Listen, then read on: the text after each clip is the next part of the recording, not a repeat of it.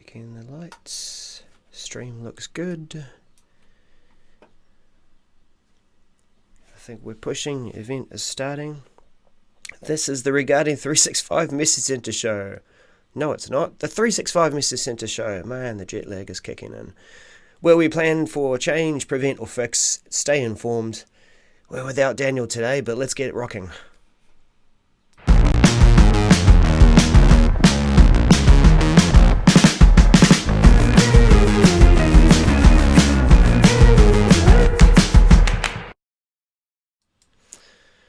Good now, everyone. It's Darrell as a service. I'm fresh back from Ignite. I landed late yesterday, so a bit under 12 hours, a bit over 12 hours now, and what a morning it's been. Daniel's not able to make it today, but that's all right. We do cover for each other sometimes, and I've had to pack a few things up. I'm not using my usual machine. I've returning that back to Adopt and Embrace. I'm running this all off a Surface Pro, and hurriedly this morning I was trying to get the scenes together, trying to get all the devices together, making sure that the podcast mic is included into each scene so that when I change you can still hear me. So it's quite a basic morning. I don't even have my Stream Deck working this morning, all right? I haven't even set that up. So my new workplace is, the laptop is on the way, similar and equivalent spec, which means I'll be able to do the live streaming, rendering videos and the like, but I don't want to do that on the Surface Pro for too long because it can push things. So we do have a few things to go through this morning. I have got the episode ready that we filmed or recorded at Ignite. A great interview there with Mike Ziok from the roadmap, the message center and the service health dashboard team. And we did have a good discussion, Daniel and I, about some of the announcements at Ignite. So apologies that I haven't managed to get that out so quickly. Good now to you, Suzanne Hunt. Thanks for joining. Thanks for spying that I rushed and created the episode this morning. So yes, that episode is coming. And good thing is that if you listen closely, you'll hear that there's a competition. That Microsoft sponsored that episode, and there'll be a chance to win some Surface earbuds. So I'll try and get that out this morning after I finish live streaming this. It took a while to get it right. We took 3 camera angles based off 2 mobile phones and a GoPro. We used their sound equipment there. We were in a recording booth, so we didn't have the luxury of a production team like we had last time. But it was a lot of fun. Good stories. But anyway, you're here to catch the 365 Message Center. And look, to be honest, I'm doing it like many of you this morning. Sometimes we just sit down and we're like, what the heck is that? Okay, I haven't seen that before. Let's just think about it. So this morning, I haven't looked at the messages. I have, excuse me, I've dismissed the ones that were in the show from last week's episode that we filmed at Ignite. And what we've got is just some fresh stuff. I don't know how some of those ones got read. Maybe I had them open when I was looking at the screen to begin with, but what I want to do is just walk through them, discuss them. Suzanne, if there's anyone else also in the room, do feel free to jump in and pass your comment and engage, ask questions. All right, so because I don't have my Stream Deck, I can't go doot doot doot doot doot. Yeah, I'm going to use a desktop and webcam, and I might occasionally drag my face around like this so that we can get it out of the way and we can focus on the content. So let's have a look. We've got new features. Save for later on files. Now, this feels like it's familiar actually. Looks like it's got to do with saving files in OneDrive. Oh, no, I'm getting this mixed up with news, aren't I? So this is where we can bookmark a file and update it on November 5th. In order to provide an optimal experience, we're delaying the rollout of this feature till January 2020. Okay, that's what feels familiar, because we have talked about it, but it's now being delayed. And maybe there was some more important things to try and release at Ignite and reshuffle so the order of things. But what we do have to look forward to early next year is that we can go through and bookmark some files that we do want to catch up with. Yeah, old school, Suzanne, that's right. Yeah. Old school production too. Old school, how Darrell used to do it and just throw it together and hope that it works in terms of episodes. Now this, I think, when I'm going through my OneDrive, I created these files, so maybe it's making it easier for me to find those files again and re-engage with them. But I think where it's more useful is, let me just make this a bit bigger here. Copy that image address. Love this trick. It's really helpful for I think it's more useful when we're using this category or view called shared, where someone has shared a file with me that I might bookmark certain ones that I want to get back to. Yeah, so it is just another way of making it easier for you to find things. And might I say that there's some great things coming up with finding content and search. So looks like that it's updated, that we'll gradually roll this out to customers January 2020, previously August this year? Maybe it was August this year. And finishing by March 2020. So we'll keep going. And this is something that I'm looking forward to seeing. There's some more content on hover cards. This new feature, the file hover card, will have a link through to conversations. Now, how does this work? We're adding a new hover card to add conversations that reference a file. Okay. Now this means, let me just flick this over here. So this means that I draw this picture in the air like I'm using a sparkler on Guy Fawkes or 4th of July. I am drawing. I want one of those boards where I can just, draw and it's behind me. Anyway, let's say we're in Outlook groups or we're in Microsoft Teams, probably particularly more Microsoft Teams, that we are opening a file and then we can say start a conversation. And then that creates a link between the file itself and the conversation. So it means that not only is it a file that it has got views, people probably are opening it, maybe checking it out. Good morning, Ian, or good now, Ian, because you're in Ireland. Thanks for joining. The file itself, when you have a conversation, it starts to attract a bit more attention. And conversations are usually more than two. You might start one and have just one comment, of course, but it's good to see that. What does this affect me? How does this affect me? It will appear as a conversation. Let me just change that back to desktop. Really missing my Stream Deck. I've got to set that up soon. And we'll grab that image again. Alright, that much better view. So what are we looking at? We've got a file, and if we're hovering over it in the document library, we've got things like how many views there are, so we've had that for a while. But this is the new feature. It's conversations that have been held about this document. Right, so I mentioned Microsoft Teams. Maybe I was jumping the gun there, assuming things. But if you're having a conversation using Outlook, then you can find that conversation. I tried to scroll down to see more. I expect that there'll be more signals coming through eventually. I'm not sure how they'll be doing this with Outlook. Maybe this is my personal view.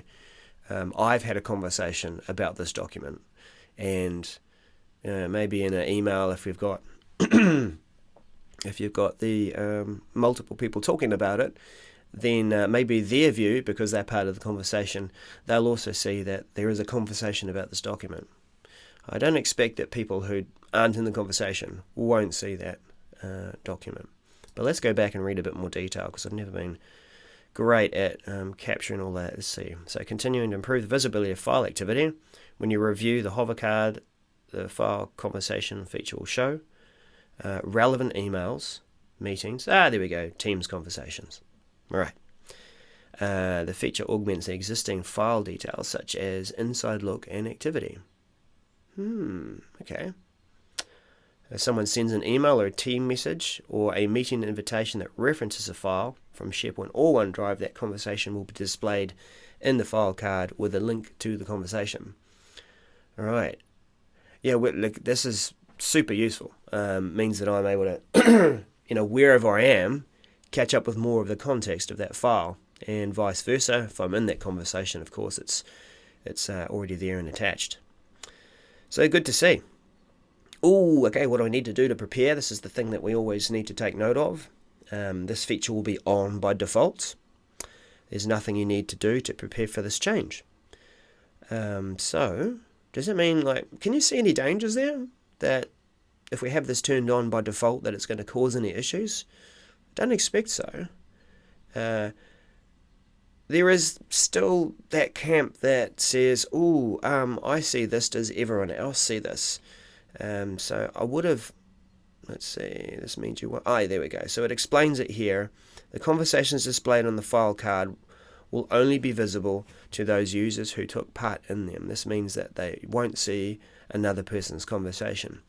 Now I would say, as usual, when it says you've got nothing that you need to do to prepare for this change, you do want to tell people about the permissions and that those are respected and that your conversations are not visible to everyone else. That would be super important to say. And get that out in whatever method you use, whether it be that you've got an intranet site or you've got a bunch of new features that you talk about each week or each month. But yeah, it is permission trimmed. Thank you, Ian. That's correct. And I think it's important to tell people that. You have to excuse me. I did get a cold on my way back from Ignite, so that hasn't been fun. I am going to take the day off before getting back to work tomorrow. What else have we got? We have got SharePoint and OneDrive support for sensitivity labels. Oh, Daniel's going to shoot me. I haven't been reading the MC numbers for our audio podcast. Apologies there. I'll start now. MC 194985. So we've got sensitivity labels that are in preview, rolling out early in November.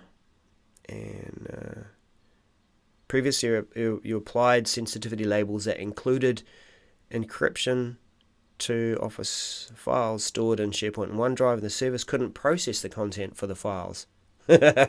Yeah. So it couldn't actually be effective. We've seen this a few times with some of the content like this, and I see it in email.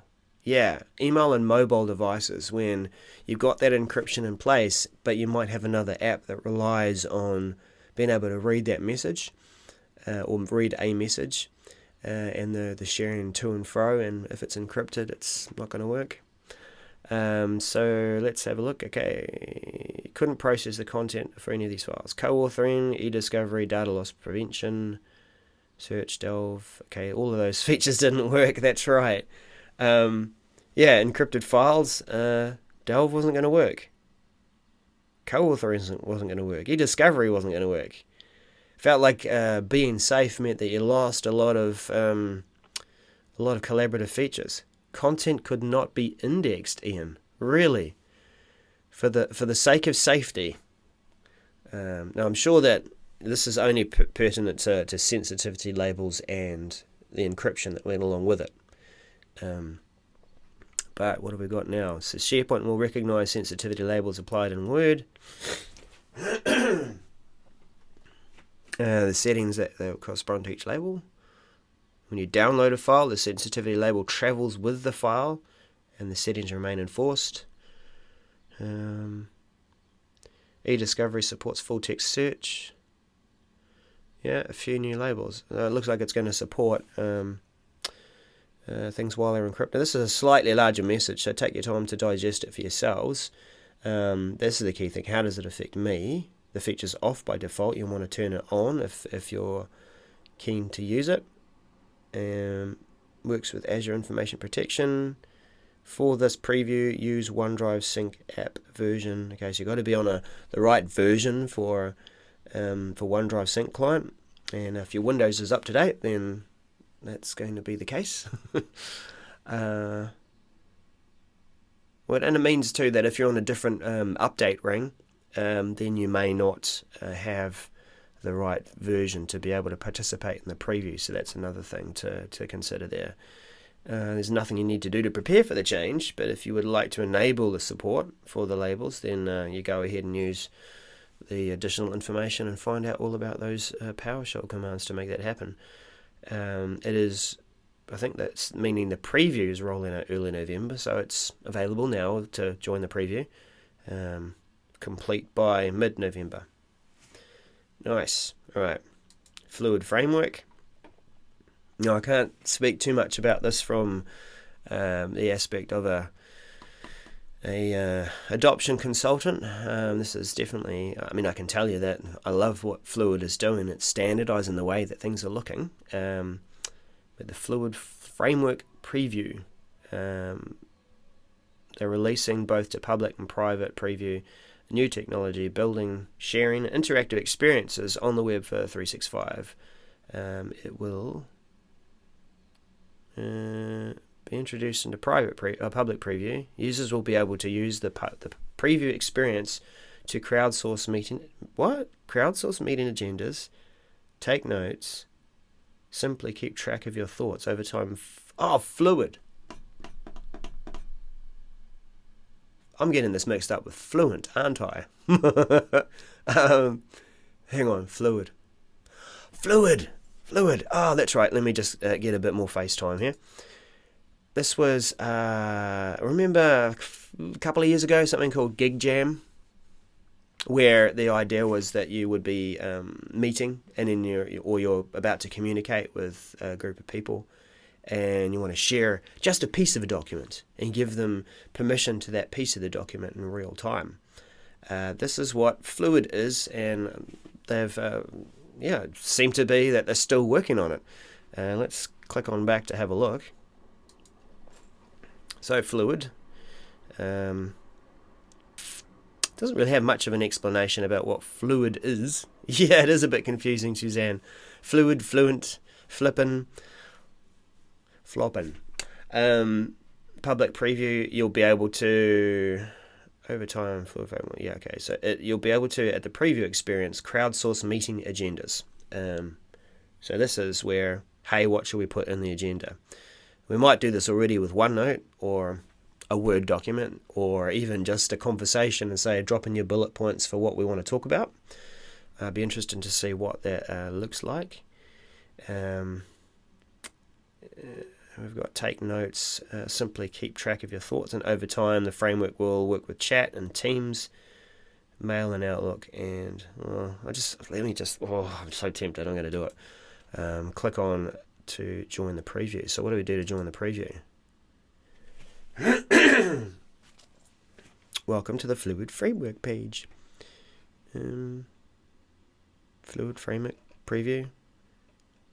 Unauthorized. Alright, thanks for your interest. We're putting the finishing touches together. Begin rolling out in the next couple of weeks. Hopefully you'll remember to go back here and try it. Maybe we could have used Fluent to remind ourselves to do that. I don't know. I'll leave that open and set myself a reminder for it, because that could be quite interesting just to see. But, on the outset, we've got conversations, I guess. We've got recent stuff. Yeah, it's a lot cleaner. Gig Jam kind of required you to download something, and it felt quite blocky and weird. Does that logo look a little different too? If you guys check it out, guys and girls, when you open it up, fluidpreview.office.net / well, actually that's probably about it. It looks like the Office logo has a little shiny gleam on it. Don't know what that's about. But yeah, we'll check that out sometime. What do we need to do to prepare? Preview is rolling out by default. There's nothing you need to do to prepare for this change. So it's another service that's going to be turned on by default. It's going to be there and available. You can manage access to this preview in your tenant by referring to the framework access management. Okay, what's that look like?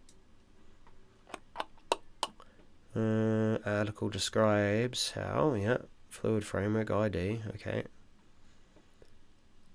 Man, it looks like Fluid's been driven out of,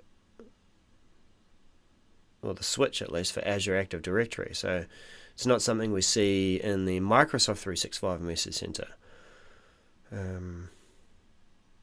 Fluid service principles, whole lot of stuff. Not a lot of stuff, actually. Yeah, and that's sort of an article sitting out in the middle of everything else to do with troubleshooting, administration. Alright. Standalone article. Looks like that at the preview stage, if you want to turn this on and enable it for people, that you find that, okay, when they're talking about service principles and things, you're literally going into your Azure AD aspect and dropping in the GUID or something, the app ID, to give people access. That's really raw. That's like, we want you to try this out, but go in here and put in a code and not even a switch. So don't expect a lot out of this preview. When it actually lands, who knows? We'll see. We'll come back and we'll review it. Interesting stuff. I think the potential though for the tool is quite good, because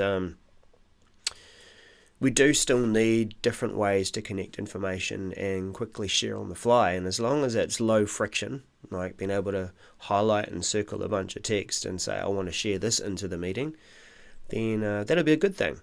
There was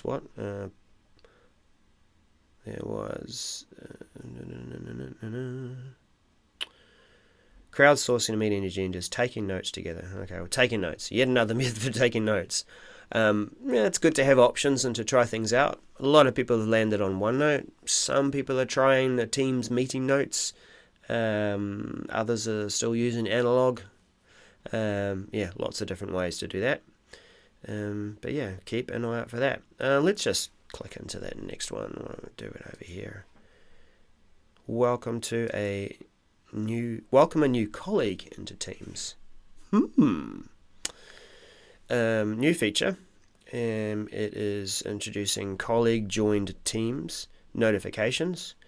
A bit like such and such has joined Yammer Network, which they've recently removed.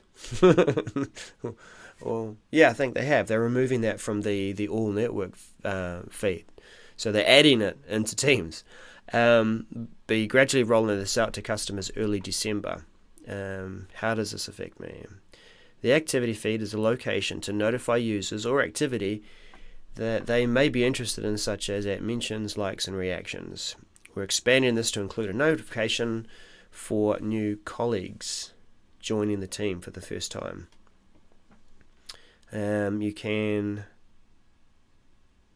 like you can turn that on or off. Colleague has joined team. So it's a message type that we could say off, show in feed, or banner in feed. So for those who are hyper connected to their teams, then they'll want that little toast notification and, oh, hello, welcome to our team, tappity tap tap, thanks for joining us. or you'll get that activity notification in your feed, and you'll get around to it, and you'll add your bit to the conversation. Gotta say, I mean, it's a simple thing, but it is actually quite useful to make people feel welcome. And people pile on in there and give that welcome. That's really cool. Don't think there's too much more, just to say that nothing you need to do to prepare for this change. Maybe you'd want to say that you're turning this on. I think it's quite a low impact update. So it would be, you could just say, look, we're starting to welcome people into the team. Is this at the team level, or is this at the organizational level? That would be my question. Do we get to turn this on for our team, or does it have to be on for the whole tenant? It'd be a thing maybe like if you're quite a welcoming manager and it's an internal team like a business unit, then you could turn it on. Would you need it on for a project team? Probably not, because you've done your welcomes and it's not really a team that changes a lot. The other thing that it does do is it calls out that there is a new member. I feel like there's something like this in here already. We do usually see some kind of message there to say such and such has been added to the team. I don't know. we'll see what else comes of it. But we'll keep moving along. Could be a useful, friendly feature. Another thing for the file hover card, people who viewed. So we saw earlier in today's messages that you will be able to see conversations highlighted on the cards, the ones that you've been involved in. Now it looks like we've also got new card feature will show who has viewed your files and pages in SharePoint. Alright, so it's not just a view count, but you do see little faces, which I wonder if you can click see details. When someone views a file you own or a page or a news article, you've authored SharePoint displays that people, information, and profile image of the viewer in the file card. Yeah, well, I wonder if that's going to cause some issues or concerns. Maybe in some cases you don't want to expose who is actually viewing it and reading it. So this could potentially need to come down to a site level, that we don't want this thing turned on because we don't want people knowing who's viewing it. But on the positive side, it helps you to engage those who are. So it's picking up on the signals. You can go in and engage with people who are showing some interest in that document or page that you've been working on. Information is available only to people who themselves have access to a file. I would expect so. And only when the SharePoint site owner has enabled the feature. There you go. It is a site owner enabled feature. Alright. Funny, hey? So like I'm working my mind through this. I'm thinking about what could be a challenge. And you get further down the list and there it is. It's already been taken care of. Now this looks like a more substantial what do I need to do to prepare for change message. Administrative controls to enable and disable this at the tenant level, or to disable the feature for all SharePoint sites for the tenant. At the SharePoint site level, you can, as a site owner, turn it off or on. And that's what the settings look like. So good. You've got a few things that you could turn on there, and it looks like there's a different combination of things that if you have it turned off and on that it gives you a different view. It's only when you're opted in and you've turned it on and on that viewers show. Oh, well, that makes sense. You've got it turned on at the tenant level, but you've got it turned off at the site level. Of course it's not going to show anything. So that makes sense. All right, well, I think this could be a good feature, and it's good to see some foresight that the feature also has the ability to turn it off in the places that you may not want it. So, good job. Lastly, a new feature for Microsoft To Do. Yay, one app that I probably really should use more often. I do love it. I just need to make that list and stick to it, right? Notifications for shared lists. And this was one of the things that I know many of you who were using Wunderlist earlier were missing when it came out, when To Do was released, because Wunderlist allowed you to share a list with people. You could collaborate on it. You could say, let's work on these tasks together and knock them off. And this is where you would use To Do for just small group kind of task allocation. Not to replace things like Planner or a project, but that it fills that small space, a bit like OneDrive is where you collaborate with yourself or with one or two people. You shouldn't really use it for a whole lot of people. What else have we got here in this announcement? Push notifications. What? Oh yeah, push notifications for shared lists. We'll begin rolling that out. It'll be rolling out early December and be complete by the end of December. Customers who use To Do will begin receiving push notifications informing them of changes in the task list that they share. Alright, so this is informative because if it's myself and one or two others and we're working on those tasks, it's good to know that you'll get that notification that, oh, well, such and such has completed that task. That's good. We're making progress. I don't expect it to make the pling every time someone else has completed that task. Imagine that. We get that satisfaction when we complete the task ourselves. But, yeah, imagine like pling, pling, pling, pling, pling from other people that are completing those tasks. Could be interesting. What do I need to do to prepare for that change? Administrative controls enable or disable this at the tenant level. And this feature is on by default. So you can turn that off if you so desire. Now, back to just recap. I am going to be getting out the Ignite episode. We had a great time recording that. We'll turn that into an audio podcast, of course. It's just taken us a bit longer to produce these things after a big event, and Daniel's got some family matters to attend to as well. So we'll do our best to get that out, but I'll upload the recording today, so you'll see that in a few hours' time as it finishes off rendering. Jump in there and watch it. There's a portion of the show, of course, that there was like 20 something announcements last week, and we certainly weren't going to try and do them all within the recording, so we picked out a few. We highlighted those, we spoke about those. We also spoke about our favourite pick from the announcements to that period of the week.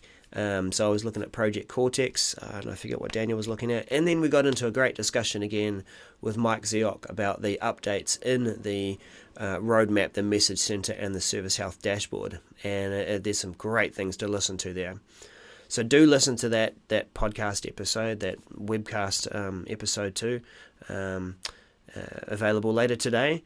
And being the chance to win some Surface earbuds. That's me for now. Hopefully you've enjoyed this best effort, and that it has been informative. We hopefully will be back to our regular format and channel.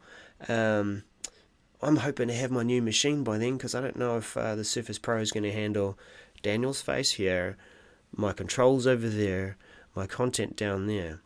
I've burned out a Surface Pro doing that before. It's not cool. Not cool. I had to go to the US to replace it. Darn warranty issues. But that's us. So thanks again for tuning in. We'll see you again next time. Bye for now.